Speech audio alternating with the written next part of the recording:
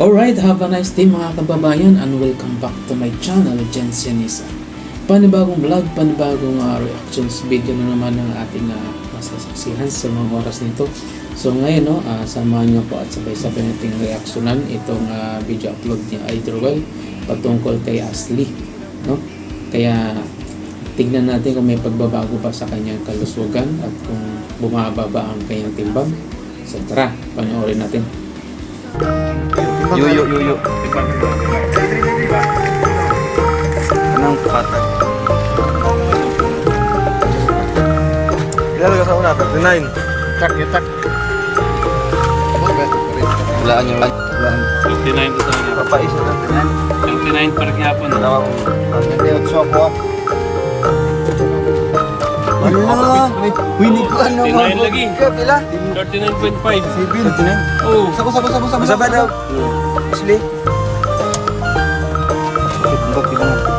Ano? 39.5. Daw, nani kuan magwitwit ba? Saro doon. Di anda. Meron man nakuha. Grabe ni. Sige na. Buyag na ang bugi. Beto ni Algi gani. Pareho lang. 42. Ay katong una. Ito dito sa balay ba? 37. Ha? Ni gamay na beto siya tong Algi. Buhot ang dako karon. Gagaan. Super dagan no. So ayan no, nakita natin grabe no, may improvement ang pagdadayet ni Ashley. Dati tumitimbang di umano siya ng mga around 42 to 47 pero ngayon nasa 39 na siya. So ibig sabihin effective yung kanilang pagdadayet para kay Ashley no. So ano naman kaya ang masasabi ng mga magulang na Ashley patungkol sa kanya, kung hindi pa siya nahihirapan, kung ano ang ginagawa nila para matugunan ang mga pangailangan ni Ashley pag ito'y nagugutom kung meron man. Kaya tara, samahan niyo po at panoorin natin ulit. Back to you, Idolwell. Palag. Gusto ka magpa-check up ka ulit? Kumusta naman yung ubo niya? Wala naman. Wala na? Pero yung kanang sigara hingos kanang paghinga niya ba? Ni kwan sa karon kay nagdagan-dagan mo. Okay, nagdagan siya. Gusto kong kamundagan good. O kuya, kamusta naman yung trabaho niya ngayon? Kamusta po yung trabaho niya? Ay, salamat Ashley. Very good. Okay naman po. Lingkod sa kasi mong lingkuran ha. Gaan-gaan ako na. Gaan naman yung trabaho. Ano yung trabaho niya? Sanggi? Nagsanggi kayo?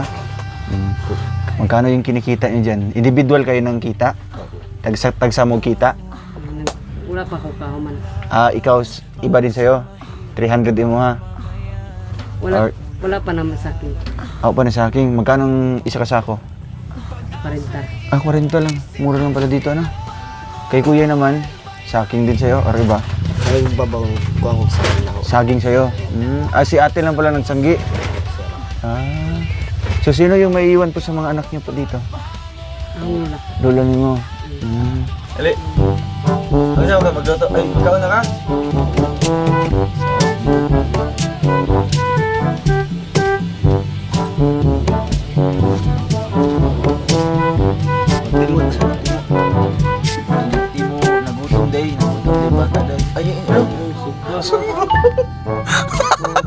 Nainitan.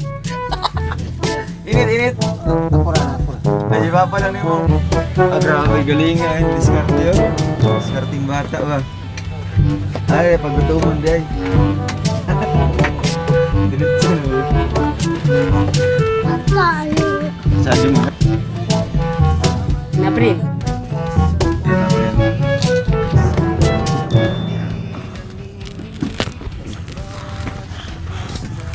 Hilaw-hilaw pa man eh. Sakit mong tiyan na eh. Sakit mong tiyan. Ilaw. Kuhaan na lang, tinapay. Naku may tinapay ano? Magkuhaan na lang migpan na to. Magkuhaan na lang migpan. Abot na ito. Ikuhaan to sa kalayo na. Ay grabe no, napapabibo talaga ito si Ashley no. Nakita niya naman no, nagpakitang gila siya no. Nag-ano sa paano magluto ng inihaw na saba or saging. Kumbaga hindi niya mapigilan talaga yung gutom niya no. Parang ngiyat-ngiyat nagugutom siya sa, kung napapansin niyo, hinihingal din siya pag hinahabol niya ang kanyang hininga kasi nung tumakbo siya, parang naubusan siya ng ng energy kasi sa sobrang katabaan na siya, kailangan niya pa rin mag-diet. So, ano naman kaya ang masasabi ng mga magulang ni Ashley patungkol sa kanya at sa kung ano mang plano nila para kay Ashley. So ayan panoorin natin ulit. So talagang ko yun sipag-sipag talaga ang kailangan para sa pamilya. Gaano ba kahirap yung ginagawa niyo po doon? Sa Bacalisod niyang ginabuhat dito sa bukid. Taas kayo. Lampas. Lampas. Ikaw lang mag-isa po? Sa yung tanong ko kuan kay kulang man ang kuan dito. Saging na ho dito. Iba pa na ho. So may mga tanim ka din na mga kamuting kahoy, ganun. At least paano kung walang kayo dito, di ba? Merong pang-reserba na pagkaon, lagot mon, di ba? So ngayon mabuti may bigas pa man kayo. Kunti na lang. So, unsa man kasagaran ang ginakaon ni Ashley? Karon. Kano sa may kanto. Kanon. Gaano karami yung kanin niya nauubos ate? Kamay. Gamay ra. Tapos usa may mga kasagaran ginasudtan. Gulay. Gulay gid mo. So ayan napakinggan natin sinabi ng mga magulang na Ashley. Buti na lang meron silang alternatibong paraan para masustain yung kanilang pangangailangan pang araw-araw. Kumbaga yung papa niya naghanap buhay, nagsasanggi ng katulad ng ginagawa nila na Christine, sanggi. Tapos yung mama naman niya tumutulong din, kumbaga dalawa sila. So tinukoy na iyon sa mga bata.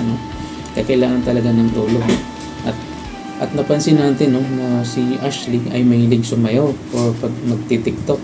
Kaya panoorin natin. Sige tabangan niyo.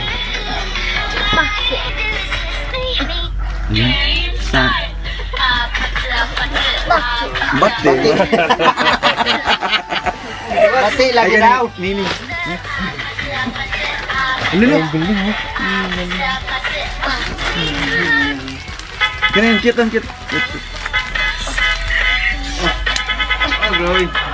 Oh, grabe. Look. Grabe.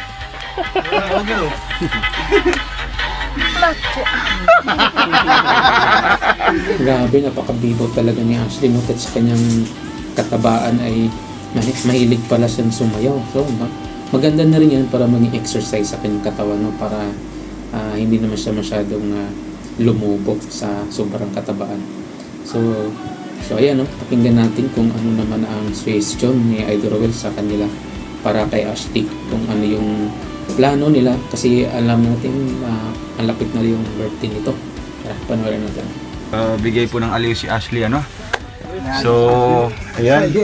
I-prepare nyo lang po ate, para syempre ngayong birthday niya kasi yung plano namin po na babalik kami dito sa inyo para naman makapagbigay kami ng konting celebration ba. First time po ni Ashley yan, maranasan pag if ever na nasa cake or nasa mga handa nga spaghetti. Okay ba yun sa inyo? Ha? Kasi marami naman mga bata dito, di ba? Mga bata. Tapos syempre, maging special si Ashley sa araw na yon, di ba? Siya itong center po ng event na yan, yung birthday po niya. So ayun ate, di kami magtatagal po dito sa inyo kasi nga uwi din po kami ngayon sa amin, muulit na po mi karon. Og atong ko niya, palihog ko. Okay. So ate, panibagong naman po sa inyo dagdag na konsumo po galing yan sa ating channel. Ate, ano pong masasabi niyo po sa mga tumulong po sa inyo? Maraming salamat sa nagbigay sa amin ng tulong. Malaking tulong na sa amin. Ayun. Para hindi na po kayo mahirapan pansuporta ba? 'Di ba? Ito may mga noodles, mga basic lang po syempre nagbili kaming gatas. Pero si Ashley bawal sa gatas dalawa pa ito, may pa, chocolate. Syempre si Kuya, Kuya, ano pangalan niyo po Kuya? Kuya Marvin. Ayan, ano po masasabi niyo po sa mga tumulong po sa inyo? Simula nung una hanggang ngayon tuloy-tuloy pa rin po yan. Daho kayo kong pasalamat sa akong sponsor sa akong anak nga nagtuloy-tuloy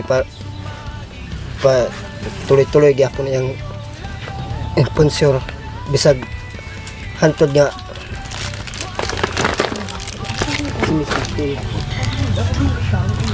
di na ako ka-story ako di ra ko salamat po. Ayan. Okay ka lang po, kuya? Okay ka lang po? Grabe. Masaya lang po si kuya, no? Tuloy-tuloy pa rin yung pagtulong natin sa kanila. Di ba? Kahit Nangapalit talaga, grabe. Kailangan talaga ng tulong. So, sana supportahan niyo po ang ganitong klaseng vlog na gagawin, no? Patungkol kina Ashley. Kailangan talaga matulungan, no? Walang-wala po sila at hirap po sila sa kanilang buhay, no? Sana supportan niyo po ang lahat ng mga video uploads na Etherwell patungkol sa mga charity vlogs para mas makatulong pa po sila marami, no, sa ating mga kababayan. So hanggang sa muli, paalam, bye, I'm out.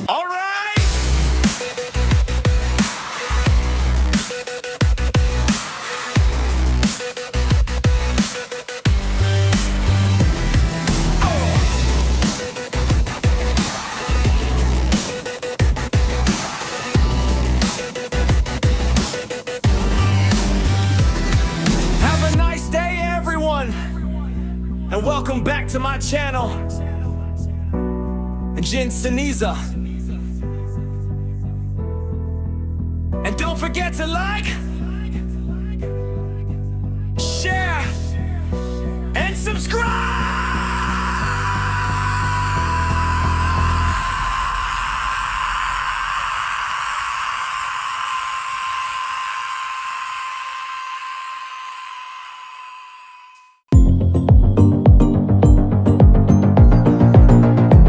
That's all for now.